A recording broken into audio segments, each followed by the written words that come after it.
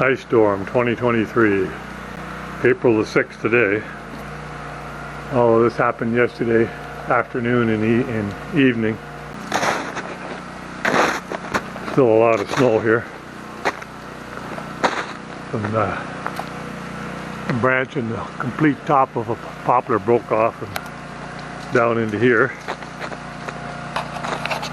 The willows and things are bent right out onto the lawn. We got a cedar tree leaning right up against the house. Oh. Not fun walking through the snow where it isn't packed. There, on my trail, that's better. I shoveled this out a couple days ago, or a week ago. Back here is the generator.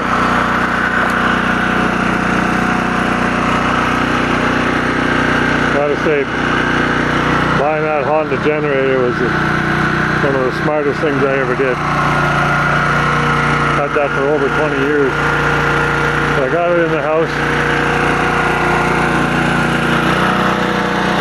Gas supply.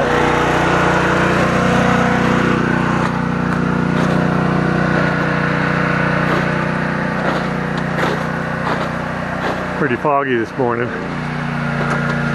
Yeah, the Jenny feeds a partial panel, and I got the one extension cord running right straight to my sump pumps. I only have one pump running. It's working pretty hard, and then the rest feeds some other things in the house.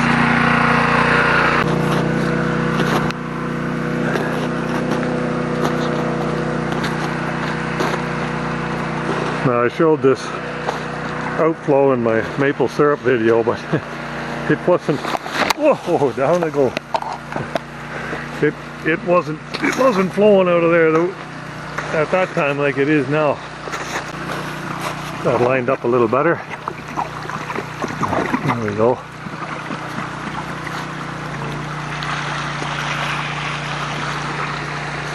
Flushing out the pan, doing its job. Springtime in Ottawa. Now these branches in here are things I cleaned up myself. And that pile there with the tape is trying to protect an oak tree I transplanted there. A lot of branches down everywhere that aren't my doing. Oh yeah. All this stuff here came down. Another poplar tree top right there.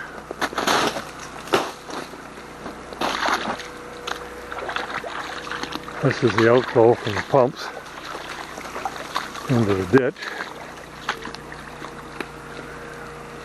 More major damage in there. See, a birch tree broke off, and another poplar tree, looks like almost the whole top of a tree came down. This isn't as bad as the ice storm of 1998, but power has been out all night. And the last estimate I got is it won't be back on today until 4 p.m. Gotta make my way back out of here. It's supposed to go well above freezing today. A lot of this ice on the trees is going to melt off. And of course, a lot of the snow is going to melt, which means these sump pump here is going to work even harder. But it's keeping up, no trouble at all. I got lots of gas, it should be good. Broken limb on that birch, big birch. Not too much other damage in there though. Birches shed like crazy anyway. A lot of limbs down off of this one too, but I swear to God that tree, though it's only half the size of these, sheds twice as many branches during the summer as either those two maples or that tamarack. Nothing coming off this has come off this red maple tree. So yeah, like, as I was saying, partial panel. Of course, got my wood stove. I would never be without a wood stove in this country. Got partial panel. I can actually get that TV and internet going down here. Wi-Fi. Got a lamp. That big heavy cord runs in and is running my running the sump pumps, and I got a partial panel enough to run that little beer fridge upstairs, and the freezer out in the garage. And that's really all I need.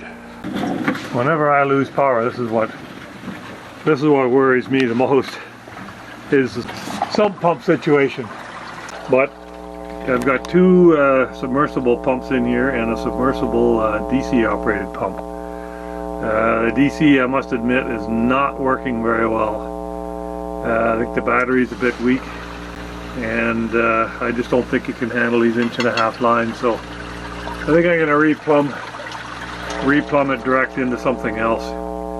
Just a small line, and I'm going to have to replace that battery. But so far one pump is doing the job, and you can see that the water level there never gets more than 7 or 8 inches from the top of the cement. So it's working hard, but it's also keeping the water level well below my floor, so you don't get that submarine effect where you get the water pressure coming up and lifting the floor. So I wish these pumps had longer, the floats for these pumps, I wish they had longer travel so that the water could come up a little higher and then pump it down a little longer, but it is what it is, and they do what they do. So what I do is I keep a track of these cycle times here. So we'll wait for this thing to come up, and we'll do a count of 1,000, 2,000, 3,000, 4,000, 5,000, 6,000, 7,000, 8,000, 9,000, 1,000, 2,000, 3,000, 4,000, 5,000, 6,000, 7,000, 8,000, 9,000, 10,000. So it's off for about 10 seconds and on between 8 and 9, and so it's running basically a 50% duty cycle. I'm happy with that. Another extension cord that goes over here to this setup. This runs my Bell 5, so the TV works. TV comes on, we can get YouTube, and hey, look at that. There's a new Jethro Tull video, Maple Syrup, 2023. It won't be long. Let's check that out.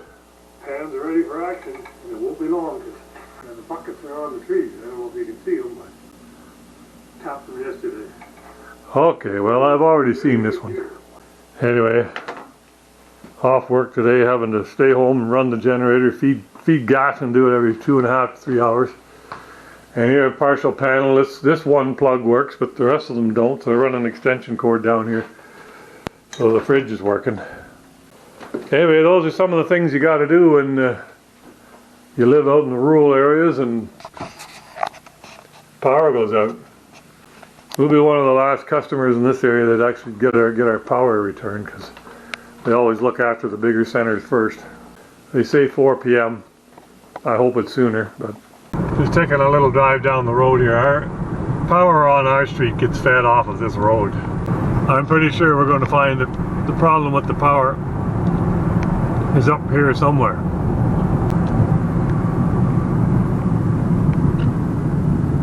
That doesn't look good. There's power lines running across this road here everywhere. No, I can't say I can see where the source of the problem is. I thought some of these lines here that crisscross the road were the problem, but they're not actually power lines. I'm sure nature will work itself out, and we humans will just have to struggle away, run our generators, clean up the trees, get the power back on. Not a whole lot of damage right here. There's a few branches down here and there, but kind of cool to see all that ice on the trees with the sun shining on it. Anyway, hope everybody's having a good day. Over and out.